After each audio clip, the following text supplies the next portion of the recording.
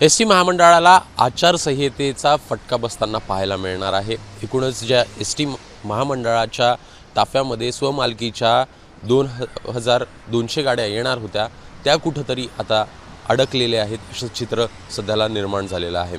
आचारसंहिता आहे, आचारसंहिता संपल्यानंतर वर्क ऑर्डर निघणार आणि त्यानंतर संपूर्ण प्रक्रिया जी आहे ती राबवली जाणार आणि त्यामुळे प्रवाशांना मोठा फटका जो आहे तो सहन करावा लागू शकतो। जुन्याच गाड्यांनी प्रवास जो आहे तो करावा लागेल। याच संदर्भात प्रतिक्रिया देण्यासाठी आपल्यासोबत आहेत महाराष्ट्र एस टी कर्मचारी काँग्रेसचे सरचिटणीस बर्गे सर। आपण त्यांच्याशी बातचीत करूया। कशा प्रकारे बघताय सर या सगळ्या गोष्टीकडे? आचारसंहिता आली, सोबतच कुठेतरी एस टी महामंडळाकडनं देखील किंवा राज्य सरकारकडनं देखील विलंब झाला आहे पैसे देणं? नाही, राज्य सरकार, मी आपल्याला एकच सांगतोय की राज्य सरकारने एस टी महामंडळाच्या बाबतीत नेहमी घोषणा केलीत, प्रत्यक्ष अंमलबजावणी झाली नाही। यापूर्वी आपण या गाड्यांची निविदा काढली जात नव्हती म्हणून आपण एकदा आपल्याच वाहिनीवरती हा मुद्दा उचलला आणि मग ती मंत्रालयातनं फाईल हलवून इकडे आली फक्त एस टीमध्ये।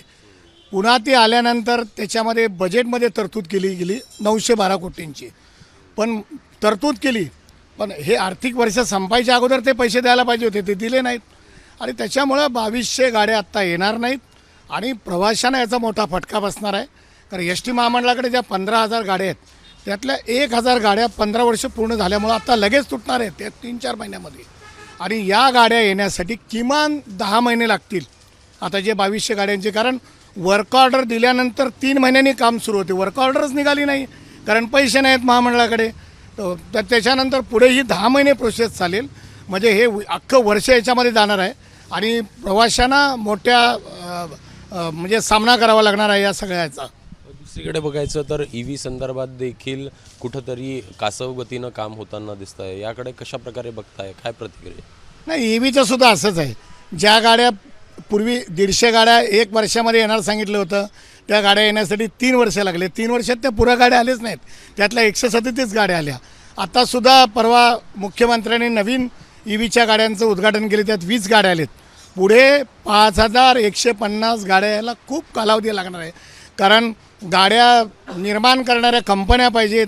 परत हे ज्या कंपनीला आपण एक निविदा मान्य केलेली आहे, मंजूर केलेली आहे, त्या कंपनीने पण अनेक ठिकाणी गाड्या पुरवायचं कंत्राट घेतलेलं आहे, त्याच्यामुळं त्याही गाड्या वेळेवर येणार नाहीत, याही गाड्या वेळेवरती येणार नाहीत। यामुळं आत्ता सरकारने जे महिलांकरता 50% सवलत दिली आहे, नंतर अमृत महोत्सवी ज्येष्ठ नागरिकांनासुद्धा मोफत सवलत दिली आहे, या सगळ्यांना याचा फटका बसणार आहे कारण गाड्या नसणार। आणि याशिवाय एक अजून भयानक संकट आहे, पुढे कर्मचाऱ्यांना कसं काय काम देणार तुम्ही? आता ज्या 15,000 गाड्या त्यातल्या 1000 गाड्या लगेच जाणार, 14,000 गाड्या राहिल्या, पुढच्या वर्षी पुन्हा 2000 गाड्या जातील, म्हणजे अजून गाड्या कमी होणार, पुढे कर्मचाऱ्यांना कामच मिळणार नाही अशी परिस्थिती आहे। वारंवार आपण या विषयावरती आपल्या वाहिनीतनं मीडिया इतर यांच्याद्वारे मागणी करूनसुद्धा सरकारने सिरियस घेतलं नाही, फक्त घोषणा करते सरकार आणि समित्या नेमते। या समित्यांचाही असाच अनुभव आहे। खरं तर सरकार बघा आता वेतनवाढीसाठी समिती नेमली आहे, मध्यंतरी नवीन प्रोजेक्ट येणार आहेत त्याच्यासाठी एक समिती नेमली आहे, पण या समितीचा कारभार कसा माहीत आहे का? समितीचा कारभार जो आहे तो ABCDEFच्या सूत्राप्रमाणे आहे। ए म्हणजे अवॉइड, बी म्हणजे बायपास, सी म्हणजे कन्फ्युजन, डी म्हणजे डिफेक्टिव्ह, ई म्हणजे इन्क्वायरी, एफ म्हणजे फाईल, म्हणजे शेवटी काहीच निष्पन्न होत नाही। अशा प्रकारचं सरकारचं एक काम आहे, हे काही चांगलं नाही आहे। फक्त जाहिरातीत एस टीचा वापर केला जातो, जाहिरातीमध्ये एस टी महिलांना सवलत दिली, पण पुढे ती सवलत टिकवण्यासाठी सरकारने काहीही केलेलं नाही आणि याचा मोठा सामना प्रवाशांना करावा लागणार आहे। हे गरिबांचं वाहन आहे, गोरगरीब प्रवाशांची नक्की कुचंबणा होणार आहे, आता काही दिवसातच ती कुचंबणा सुरू होणार आहे। तर सध्या बघायचं तर मोठ्या प्रमाणात गाड्या ज्या आहेत त्या आपल्याला रस्त्यावर ज्या आपल्याला गाड्या पाहायला मिळतात त्या 10 वर्ष अनेक गाड्या जुन्या आहेत आणि त्यातल्या त्यात 15 वर्षाहून अधिक ज्या गाड्या असतात त्या स्क्रॅपमध्ये जातात आणि त्यामुळे त्या गाड्या बाजूला सारावं लागतात आणि त्यातच प्रवाशांचे मोठ्या प्रमाणात हाल होताना पाहायला मिळतात। प्रामुख्यानं ग्रामीण भागामध्ये मोठी अडचण जी आहे ती आपल्याला पाहायला मिळत असते। जर का या गाड्या यायला आणखीन विलंब झाला तर त्यात निश्चित आणखीन भर पडताना दिसेल।